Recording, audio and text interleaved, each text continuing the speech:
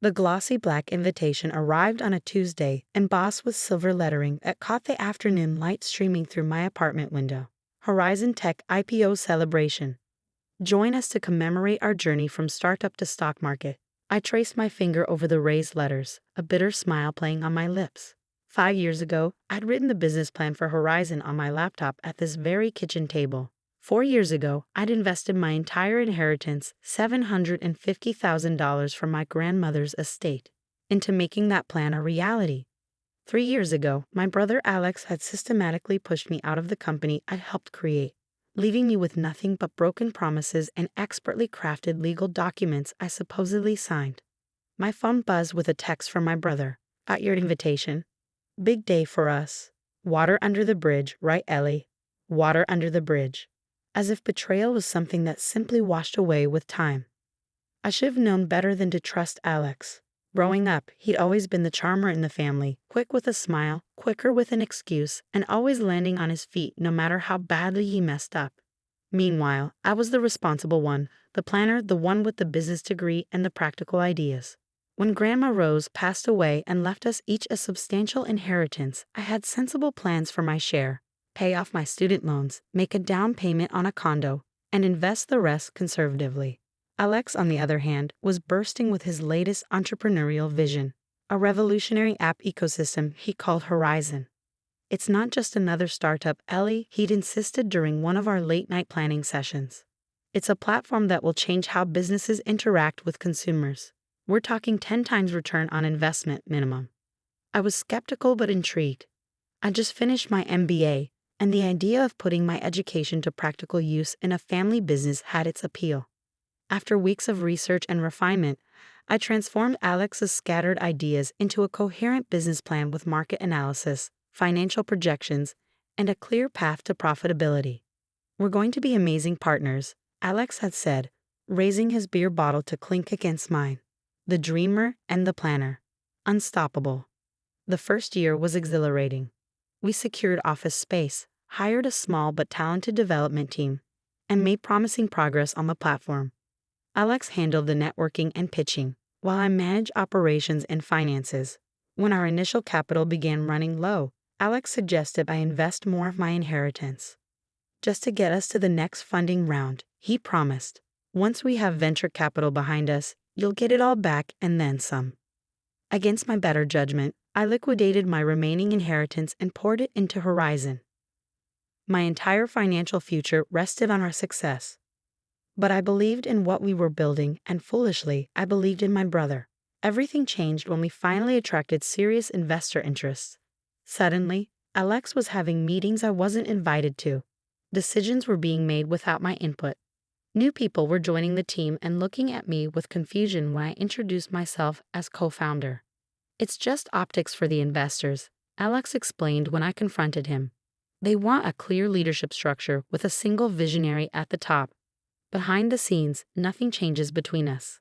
But things did change. My office was relocated to a smaller space. My access to financial information became increasingly limited. My role was gradually redefined until I was essentially a mid-level manager in the company I'd helped create. The final blow came during a company restructuring following our Series B funding round. I arrived at work to find my keycard deactivated. When security finally let me in, Alex was waiting in my office with the company lawyer. "We need to streamline operations," he said, not quite meeting my eyes. "The investors feel the company would be more efficient with a simplified executive structure." "You're pushing me out," I said flatly. It wasn't a question. "You'll still have your equity stake," Alex assured me, sliding a document across the desk. "This just formalizes the new arrangement. You've already agreed to most of this in principle." The papers referenced previous documents I supposedly signed, transferring majority control to Alex in exchange for future profit considerations. Documents I had no recollection of signing. "I never agreed to this," I protested. "Your signature says otherwise," the lawyer interjected, pointing to a signature that looked convincingly like mine on several attached exhibits. By the time I consulted my own attorney, I discovered I'd been expertly outmaneuvered. Fighting would be an expensive uphill battle with my word against seemingly legitimate paperwork. On paper, I still owned 5% of Horizon, a pittance compared to the 45% I should have had. Sometimes it's better to take what you can get and move on. My attorney advised reluctantly. Fraud cases against family members are messy, expensive, and often unsuccessful. So I walked away, found a corporate job that paid the bills but did nothing for my spirit. Watched from a distance as Horizon grew into the success I'd always believed it could be, without me getting credit or appropriate compensation. And now this invitation, this insult disguised as an olive branch, arriving as the company prepared to go public with a projected valuation of $2 billion. My 5% would be worth millions on paper, but it was a fraction of what should have been mine. I was about to toss the invitation into the trash when my phone rang. It was Claire, Horizon's original office manager and one of the few colleagues who'd stayed in touch after my departure. "Did you get the invitation?" she asked without preamble. "Just now, not planning to attend." "You should reconsider," Claire said, her voice tight with something I couldn't identify. "I found something when the legal team was preparing the IPO documents. Something about your original agreement with Alex." My heart skipped. "What do you mean?" "I can't talk about it on the phone. Can we meet?" The following evening, in a quiet corner of a coffee shop far from Horizon's offices, Claire slid a manila envelope across the table. "I made copies," she said quietly. "The originals are in the company's files. Inside were the documents that had pushed me out of Horizon. But with a critical difference. These versions had signature dates that showed impossible timelines, contradictory terms across different pages, and most damning of all, signatures that didn't quite match from page to page. Alex must have been in a hurry when he forged these," Claire observed. "Most people wouldn't notice, but I processed your expense reports for 2 years. I know your signature." I stared at the papers, cold rage and validation washing over me in equal measure. "Why are you showing me this now?" Claire's expression hardened. "Because they pushed me out last month. Restructuring, they said. No room for the original team members who remember how things really started." She hesitated. "And because it wasn't right, what happened to you? You deserved better." "This helps, but these are just copies," I said, thinking aloud. "The company could claim they're altered." Claire smiled thinly. "That's the beautiful part. For the IPO, they had to submit all foundational documents to the SEC. Everything is now part of the public record, including these flawed forgeries. All someone would need to do is point regulators to the inconsistencies." I spent the next week consulting with a securities attorney who specialized in corporate fraud cases. The evidence was compelling but not airtight. Going public with accusations just before the IPO would create a storm, but might not necessarily deliver justice. "What do you actually want from this?" my attorney asked bluntly. "Revenge? Money? Recognition?" I considered the question carefully. "All of the above, but in the right order. I want recognition of what was taken from me. I want fair compensation. And yes, I want my brother to face consequences for what he did." "Then you need leverage and witnesses," she advised, "and perfect timing." Which is how I found myself walking into Horizon's IPO celebration in a midnight blue dress that cost more than my monthly rent, the copied documents in a sleek leather portfolio tucked under my arm. I'd spent a small fortune on this evening. The dress, the professional hair and makeup, the distinguished securities attorney on standby with his phone near the bar. Worth every penny for what was about to unfold. The event was being held at the city's most exclusive hotel, with Fortune 500 executives, venture capitalists, and tech journalists mingling over champagne and hors d'oeuvres. A step-and-repeat banner with Horizon's logo served as a photo backdrop, where Alex was currently posing with investors. Several employees recognized me, their expressions ranging from surprise to discomfort. I smiled pleasantly, accepting a glass of champagne from a passing server while scanning the room for the faces I needed to identify. "Ellie," Alex's voice cut through the ambient chatter as he finally spotted me. He crossed the room quickly, his expression a carefully composed mask of brotherly affection. "You came, I wasn't sure you would." "And miss your big moment?" "How could I?" I replied, matching his false warmth with my own. He embraced me briefly, whispering, "Thank you for not making this awkward. It means a lot." I simply smiled, allowing him to guide me through the crowd, introducing me as his sister, never as co-founder, never acknowledging my role in building what Horizon had become. I noted which investors lingered to talk, mentally checking them against the list Claire had helped me compile. "And this is William Cartwright, our lead Series C investor," Alex said, presenting me to a distinguished man in his 60s. "Bill, this is my sister Eleanor." "Ellie Sullivan," I corrected smoothly, extending my hand. I was actually Horizon's co-founder. A flicker of panic crossed Alex's face. "Ellie was with us in the very early days," he amended quickly, "before we really found our direction." "Is that so?" Cartwright looked intrigued. "Alex has never mentioned a co-founder." "There's a lot Alex doesn't mention," I replied with a smile that didn't reach my eyes. Before Alex could steer the conversation to safer ground, the event coordinator announced that dinner would be served shortly. Perfect timing.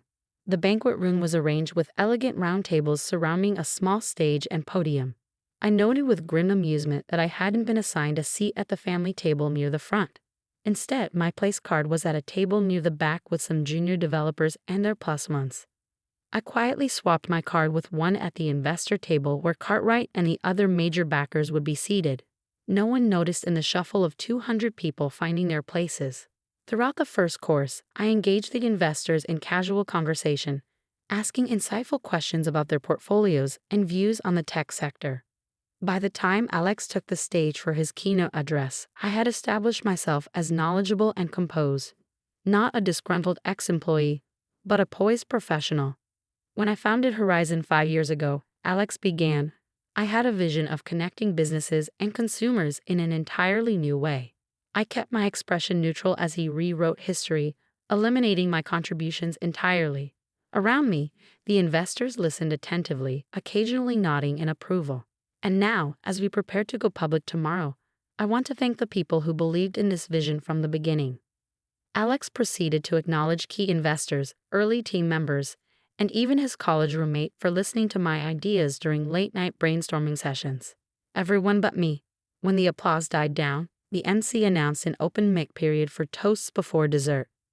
I waited for 2 investors and a board member to offer their congratulations, then smoothly rose from my seat and approached the podium. Alex's smile froze as I took the microphone, the leather portfolio tucked under my arm.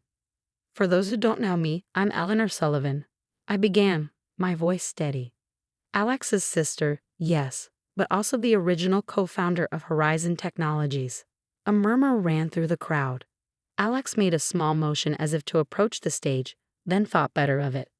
"I wrote the business plan we used to launch this company. I managed operations during our critical first year, and I invested my entire inheritance, $750,000, to fund Horizon when no one else would take a chance on us." The room had gone completely silent. Even the servers had paused, sensing the tension.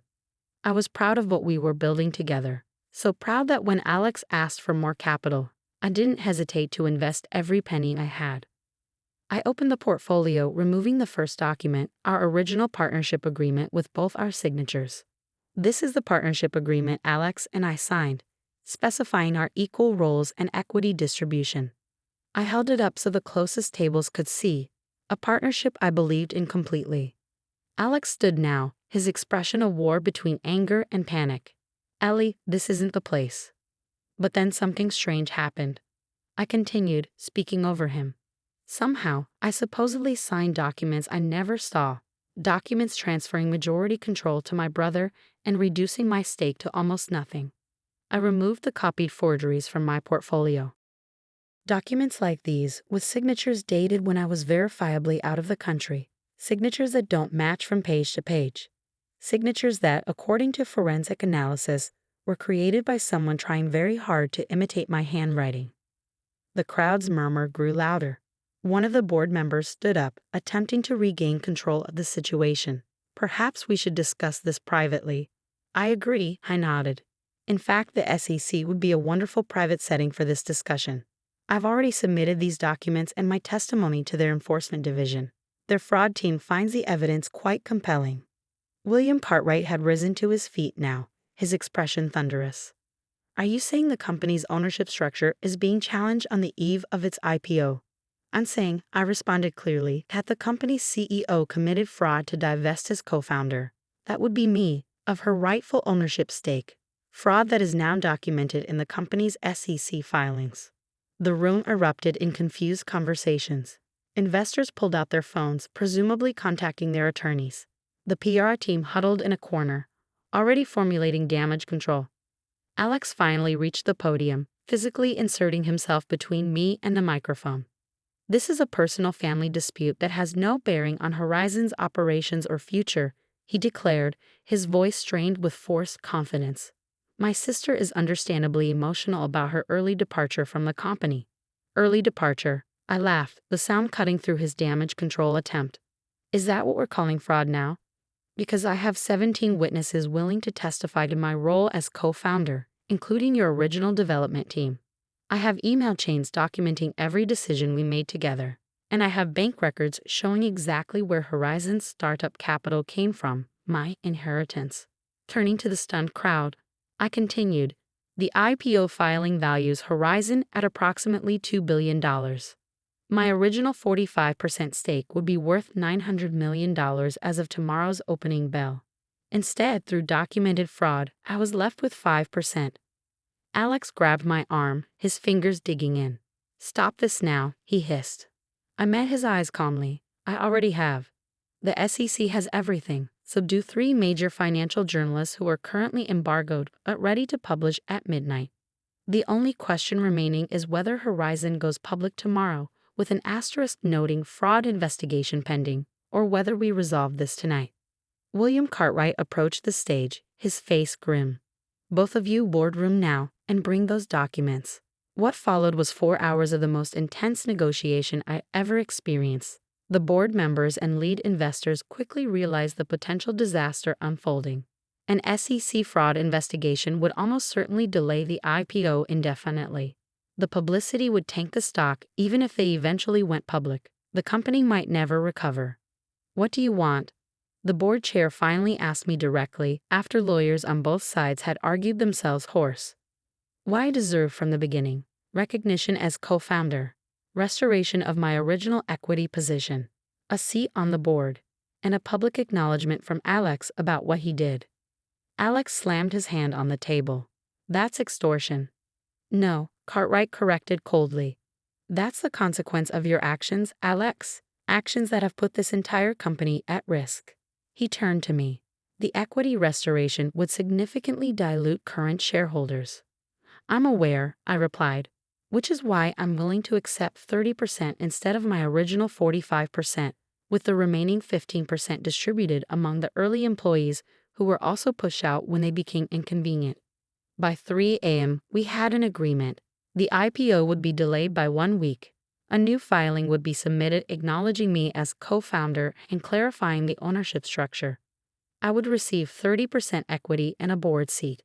Claire and 5 other early employees would share a 15% stake. Alex would retain 25%, with the remaining 30% distributed among investors and other shareholders. And Alex would issue a public statement taking responsibility for administrative irregularities in the company's founding documents, corporate speak for the fraud he committed. As dawn broke and the exhausted lawyers finalized the paperwork, Alex and I found ourselves alone in the boardroom for the first time since the confrontation began. "You could have just called me," he said bitterly. "Made your demands privately. Why the public spectacle?" I studied my brother, still handsome, still charismatic, but somehow smaller than the person I'd once admired and trusted. "Because you taught me something important, Alex. Quietly asking for what's rightfully mine doesn't work with people like you. Sometimes justice needs witnesses." He glared at me. "This changes everything between us. The family will never be the same." "You're right," I agreed, gathering my belongings. "The family will be better, because from now on, everyone will know exactly what happens when they mistake my fairness for weakness." The new filing hit the SEC website 3 days later. Horizon went public the following week, opening at a slightly reduced but still impressive $1.8 billion valuation. The administrative irregularities generated some industry gossip, but was quickly overshadowed by the company's strong technical foundation and promising financials. My 30% stake made me a multimillionaire on paper. The board seat gave me the power to protect that value and guide the company I helped create. But the most satisfying moment came during our first post-IPO press conference, when a technology reporter asked about Horizon's founding story. Before Alex could speak, I leaned toward my microphone. Horizon began as a true partnership, I said, looking directly at my brother, a vision we built together. After a moment's hesitation, Alex nodded. My sister and I founded Horizon with complementary skills. Her business acumen was instrumental to our success. It wasn't a full public confession of his betrayal. It wasn't a healing of the breach between us. But it was an acknowledgement of truth that he couldn't take back. And for now, that was enough. Later that evening, Claire and I shared a bottle of champagne on my apartment balcony, watching the sunset paint the sky in triumphant golds and fiery reds. Was it worth it? She asked. The confrontation, the legal battle, all of it. I considered the question, swirling the champagne in my glass. It wasn't about the money, not really. It was about not letting someone rewrite my story, erase my contributions, and sacrifice for their convenience. To writing our own stories, Claire proposed, raising her glass. I smiled, clinking my glass against hers, and to making sure they're told accurately. Some might call what I did revenge. I prefer to think of it as correction, setting the record straight, realigning justice with truth. In business, as in family, there's nothing more valuable than your name and what it stands for. My brother tried to erase mine from Horizon's history. Instead, he ensured it would be permanently written into its future.